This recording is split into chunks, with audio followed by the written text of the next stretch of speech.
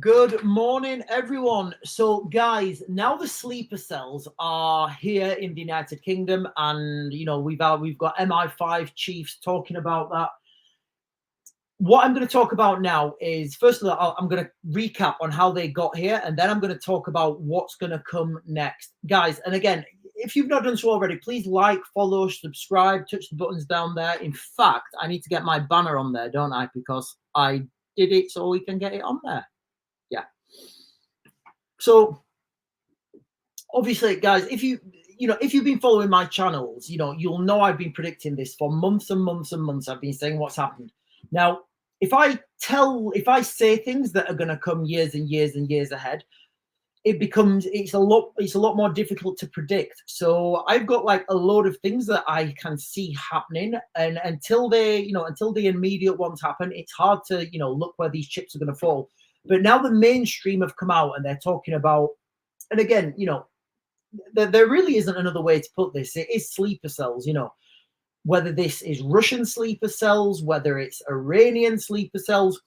For the normal everyday people in the United Kingdom, in Europe, and in the United States, kind of doesn't matter what t-shirt they're wearing. What matters is the attacks that these guys are going to be conducting on the civilian population. Now, remember what the MI5 guy said. Sorry, guys. Remember what the MI5 guy said. He said that there have been plots in the United Kingdom to commit mass murder using firearms and explosives. That's what he said. I didn't say that. That's what he said. All right. So what's going to come next? What's happening next? Well, we need to understand how we got here first, and the vast levels of incompetence and political correctness that has led us here. I can remember, I want to say maybe like 2010 or 2011 or something. I saw one of these, I think it was Libya.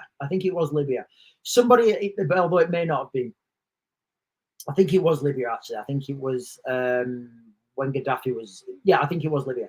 So one of the guys, he was saying, the Islamic State, this caliphate, we're going to flood Europe with, we're going to flood Europe with our soldiers, under the guise of refugees. And I remember thinking, yeah, whatever. Because he was saying we're going to send hundreds of thousands. And I was thinking, yeah, well, that's ridiculous. We're not that stupid enough to fall for that. Anyway, here we are in 2024. The situation is we've got MI5 now coming out, warning about these sleeper cells, warning about these state-funded, saboteurs, state-funded, attacks, whatever you want to call it. So we've been led here by governments, successive governments, scared of being called, racist, scared of being called bigoted, scared of losing votes. And the more this goes on, the harder it is to stop. We could have nipped this in the bud 20 years ago and just said, we're not accepting any asylum, whatever. We're not accepting asylum seekers. We're not accepting this. We're not accepting that. We could have nipped that in the bud 20 years ago. We could have nipped this in the bud 5 years ago when when these dingies started to come over to the United Kingdom. I can remember, what's his name?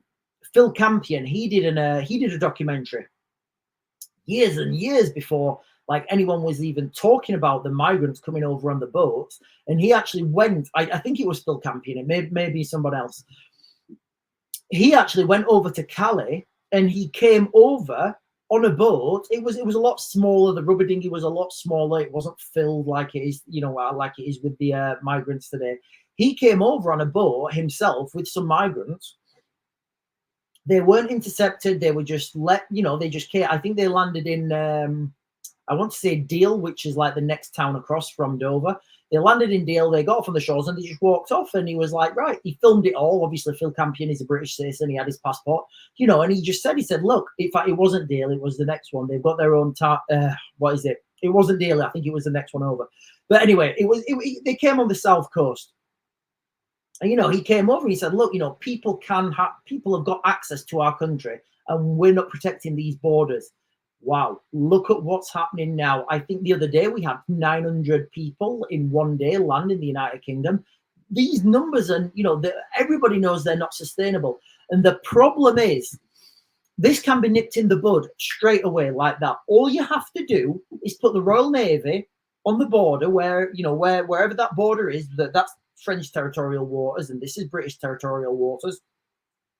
All you have to do is put the Navy on that border, and then when a vessel's coming towards, in French waters, under international law, any vessel can go and assist the vessel in distress. So what the Royal Navy does then, they go out, they assist that vessel in distress because it's not a seaworthy vessel, and they tow it back to France. Guys, that is legal, and that is legal. That's allowed under international law. Why are they not doing this? Then you go down the rabbit hole, guys. You really do. Then you start to go down that rabbit hole of, okay, they're not doing that because they don't want to do it. Why don't they want to do it? And I'm not going to get into that in this video. What I'm going to say is what's going to come next with the amount of people we have in the United. And guys, under no circumstances am I, insinuating that everybody that comes here as an illegal migrant is a potential saboteur or a sleeper cell. What I am saying is these people are coming and we don't know who they are. I've done many videos and I've said, if these guys are recruited outside the UK, for example, if these guys are recruited in France, in Albania, wherever, you can name your country. If these guys are recruited there and then they're told a mission brief, right, okay, when you see this global event, that is the rise to the sleeper cells, and all sleeper cells will activate. Or when you see this happen, you are now, a level 1 sleeper cell. When you guys see this has happened, this is what you'll do. Level 2 sleeper cells, you will be activated when this global event happens. This is how you orchestrate this on a global level, because you don't have to then text each individual person. And once these things start happening, you reach a critical mass whereby they start happening by design, and then they just start to happen naturally. And that's what will happen. Anyway, so that's how we got here. That's where we are at the moment. So what's happening next? So the next phase of this will be these sleeper cells who are operating in the United Kingdom, in Europe, in the United States. They will then start to target people. So they're going to start to target people now. So whether that's targeting people by intimidation, whether that's targeting people by coercion, financial, there's lots of ways you can target people. The main, easiest, cheapest one is just to do it by intimidation. Whatever, whoever these people are, whoever these criminal gangs, whether it's, whether you think it's a bunch of migrants, whether you think it's, people who have lived here, like we spoke about earlier, there was a sleeper, a potential double agent that had been born here. His mum was Iranian. He had links to Iran, and he actually, I did a video about it earlier on today, guys. His name's Daniel Khalifi. He's in the press this morning. He was working with, or he was paid by the IRGC, but he was born in the United Kingdom. He had an Iranian mother, and that's how I assume he made that contact. There's a lot of questions about that article, but doesn't really matter how. The how doesn't matter, because there'll be different groups of people. Different groups of people with different access will be used for different things. You'll have your low-level guys who are just thugs, for intimidation. Then you'll have your higher-level guys who are used for intelligence gathering. Then you'll have your guys above them who can, put influence down. But either way, all these are going to start to work together, and these will be now putting pressure on people. Like I said, whether that's by intimidation, whether that's by whatever reasons, So they're going to now identify, and if this has not already been done, identify key personnel in these locations. So whereas you get these, these NATO colonels coming out and saying, we would destroy Russia, or we would destroy Iran in 3 days. That's all well and good. That's assuming your logistical supply chain is working. That's assuming that all your people who you think work for you do work for you, and they don't work for the Iranians or Russians. So what you can see happening is now they'll find these weak spots, because you're never going to attack someone at their strongest spot, whether you're attacking a tank, an organization, or a computer, or a computer system. You never attack at the strongest spot. You always go in the back door. attack where the armor's weakest, where you've got the greatest, the greatest likelihood of success. So key people, whether that's key politicians, although I don't think I think the politicians they'll be left. I don't want to talk about the politicians because I think they're a separate entity that will be influenced a different way. What I'm talking about now is key people who work at cleaners, at arms manufacturers, people who have access to keys, people who have access to, low level access to these locations, counselors, people who have, people of, what's the word I'm looking for? People who have local authority. Remember the amount of people that are new people that are in the United Kingdom now. Even if we're just saying 1 in 1,000 is one of these, sleeper cells, that is a lot of people. And these people are dispersed evenly now around the country. So you'll find that these people will be targeted, whether that's intimidation or whatever, it doesn't matter. Can you imagine now a little woman, she's, and I'm no disrespect to anyone, but women are weaker than men. That's the reality of the situation. A little woman, she's in her 60s. She is in charge of the local council's bins or whatever. It's her job. All of a sudden, a load of 5, 6, 7, 10 intimidating looking men come over to her and they intimidate her not to go into work.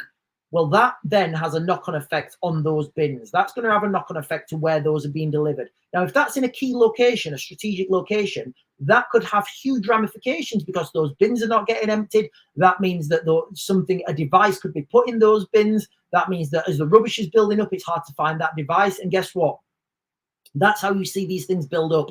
So that's what I think the next phase of this whole thing is, guys. All right, we're going to start to see individuals targeted, and this will lead up to politicians having stress put on them. So can you imagine now, again, this is slightly different, but if you have a bunch of X amount of people, now whatever demographic you want to put that into, they have found I'm just speculating, a certain minister's family, and they're intimidating their family. Do we think those ministers' mums and dads have security? Do we think their aunts and uncles, their kids? How far do we go down this chain before we say, right, okay, we just can't protect everyone? Those people will be intimidated and they'll just say, look, you guys need to vote this way or this is going to happen to your family. You don't need to follow that threat through.